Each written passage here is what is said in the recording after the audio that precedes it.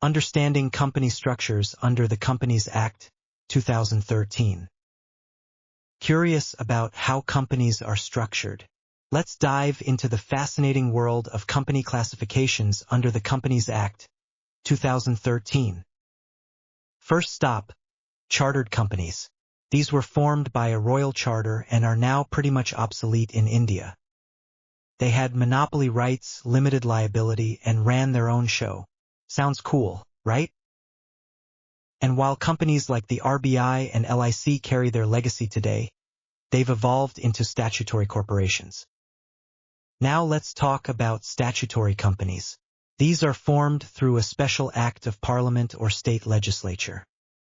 Unlike the chartered ones, they serve the public interest and are governed by their statutes, with the Companies Act applying if there's no conflict. Examples include RBI, LIC, and SBI, powerful players in the economy. Now, let's jump into registered companies under the Companies Act. These are the official ones, formed under Section 3. They have their own identity and are fully governed by the Companies Act. Want to know more? Let's break it down. Types include private, public, and one-person companies, each with its own unique flavor. Ever heard of Section 8 companies? That's for charitable purposes, promoting social goals. These companies have legal identity, limited liability, and perpetual succession. Pretty impressive, right? Now let's switch gears and discuss companies on the basis of liability. Ever wondered how liability works? For a company limited by shares, members' liability is limited to the amount unpaid on their shares. Safe, right? This structure is ideal for businesses aiming to earn profits and raise capital. Examples include giants like Infosys, Wipro, and Tata Motors. These companies are thriving. How about a company limited by guarantee? Here, members agree to contribute a fixed sum if the company winds up. This structure is popular among nonprofits, clubs, and trusts, relying on donations for funding. And then we have unlimited companies. They have no limit on member liability. Yikes! This risky structure isn't preferred for general business operations. It's mostly for internal asset protection.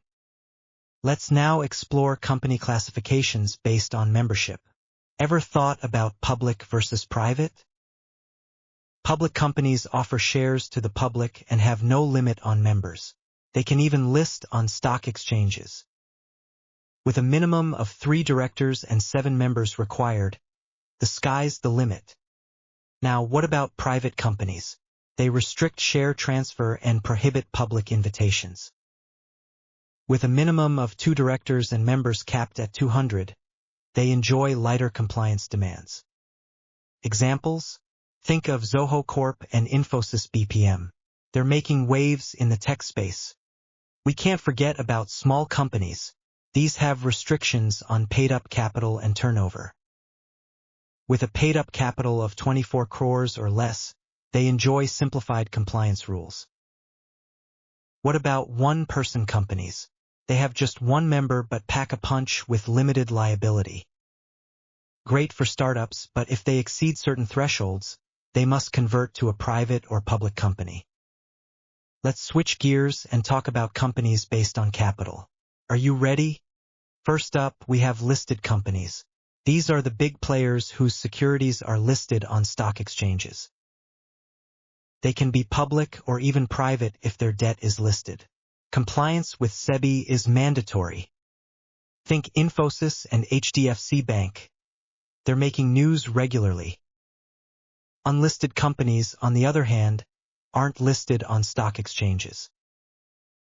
These can still be public or private but cannot raise capital from the general public. Lower regulatory obligations apply here.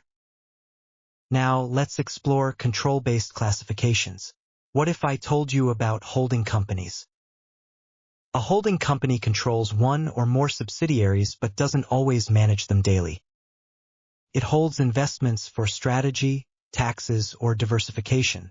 Interesting, right? Next up are subsidiary companies.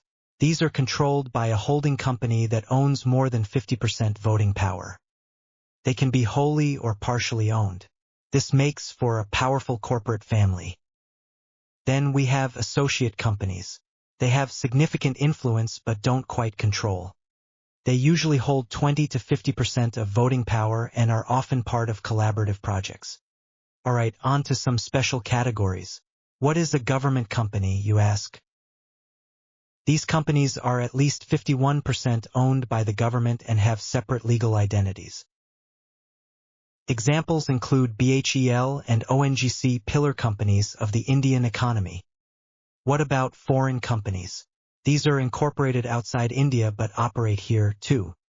They need to register with the Registrar of Companies and comply with local regulations. Finally, let's look at nitty companies. They promote savings and loans among their members. With special rules, they foster mutual benefit but can't engage in chit funds or insurance. So there you have it. Company classifications made easy. Which type will you explore next?